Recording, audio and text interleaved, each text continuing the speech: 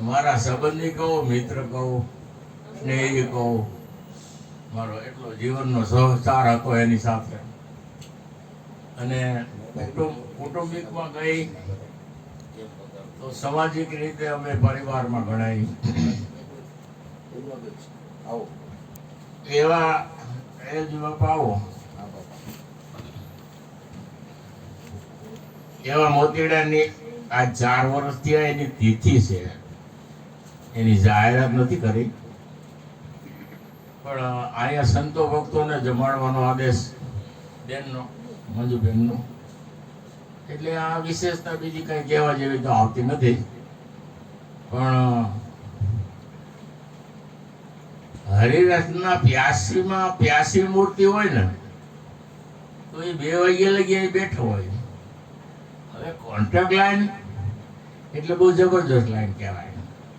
હવે એને ભોગી વળવું એ કેવી મોટી બહુ સ્વાવલંબી વ્યક્તિ કહેવાય કે એટલી બધી એને એના આત્મબળની વાત કરું તો બહુ ઓછું પડે. પરિવાર તો જાણતો હોય ન જાણતો હોય, પણ એની જિંદગીમાં એને ન ભૂલાય. દિવસ રાત જાય છે ને તોય મારી સુરતામાં રઘુભાઈ કાયમ રમે છે. બોલો શું કહું? હે એક યોધો વયો જાય મહાભારતમાં, કર્ણ મરણ ત્યારે માં કુંતાને હોય પીડા થઈ હતી. ઓહો, એ મારો દીકરો જ હતો ને. એમ આ રઘુભાઈ વિશે બોલું કારણ કે હયાતીમાં હાજર નથી. આમ તો મારી સુરતામાં હાજર છે. અક્ષરદેહ છે ને, અક્ષરદેહ હાજર છે. બહુ વિચાર લેજો, બહુ જાજા માણસો નથી. અને કાંઈ આપણે એવી કઈ તરકીબ કરવા વાળા, કઈ અહંકારથી વાત કરવા વાળા નથી. પણ આ મયુર ભગવાને જે નિભાવ્યું છે અરુણ બાપુને, જે થઈ જાય અરુણ બાપુને, એની નિર્દોષતા એ આ મયુર બાપુને છે ને શાશ્વત કરી દીધા કહેવાય. કાંઈ ન ઘટે. 50 વર્ષ પહેલાની વાત કરું, સમાજમાં અમારી સમાજની હારે માણસ અસ્પૃશ્ય બહુ હતા. એ સમયમાં આ અરુણ મહારાજ બાપાને એવી રીતે રાખતા હતા, એ વાત કરું તો ઢાસું પડે અરુણ મહારાજ વિશે. અને એના પરિવારના કેટલા સભ્યો આમાં આ સંકલ્પ કર્યો પરમાત્માને મળવાની, જે એનામાં જે લાયકાત આવી ને એ બહુ જબરજસ્ત કહેવાય. આ વસ્તુ ક્યારે મળે? સત્સંગનો માહોલ કેટલો બધો વિચારી જોઈજો. કોઈ ખ્યાલી હોય ને, બહુ ખ્યાલી હોય, આનો મારમી ન હોય તો લગી આનું સમાધાન ન થાય. કારણ કે શબ્દના મારમી જાણ લગી ન થાય એને મર્મગ્ન કહેવાય. મોરારી બાપાની કથામાં નથી કહેતા કે શબ્દના મારમી છે ને એને મર્મગ્ન કહેવાય. એટલે ધોઈને પી ગયા.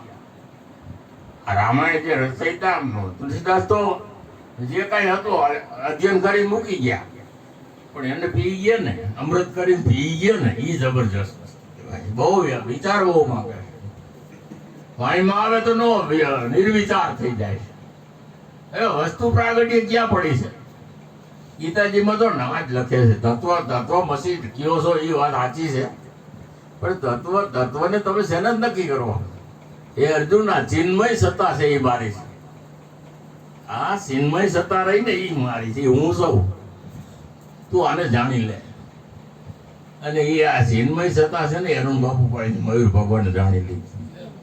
બહુ ઊંચું અધ્યયન કહેવાય. હું તો એમ કરવા માંગુ છું, જે કાંઈ હોય ગણના માત્ર મુદ્દો છે, એમાં કોઈ અપૂર્ણ મુદ્દો નથી આવતો. એમ કેવું હોય તો કહેવાય, શ્રેષ્ઠ કહેવાય.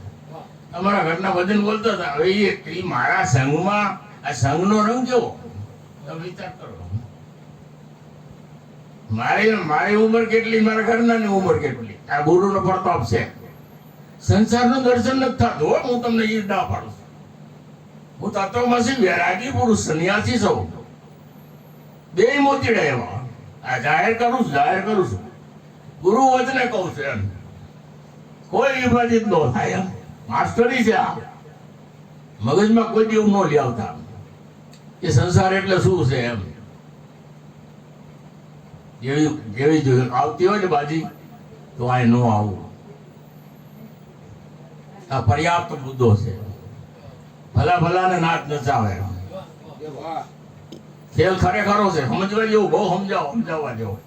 આપણે કોઈને ન સમજાવીએ ગયો ભાઈ, ભૂલ ભરેલી વાત છે. જ્ઞાની ધ્યાની વિજ્ઞાની થવું જાય, આ કથ્ય કહો.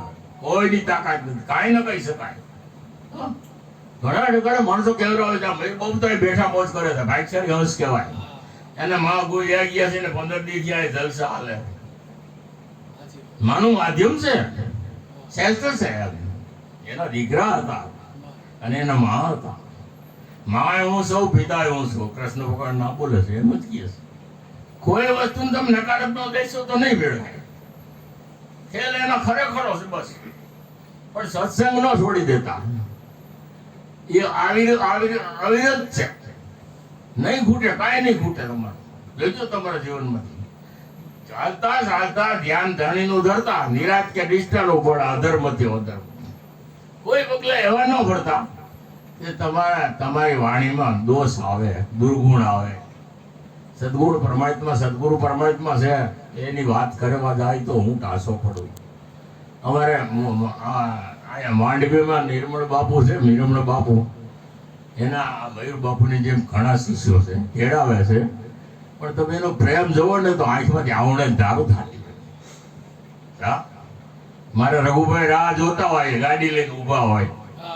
મને એ દુઃખ થાય છે એટલે હું ન બોલી શકું. એ કે મારા જે રંગ જોતો હતો ને એ રંગ મારો, મારે જે મળવાનું હતું ને એ બાદ થઈ ગયું. આ લોકો એના પરિવાર કુટુંબ ને એના માથે કાંઈ નથી આવતો.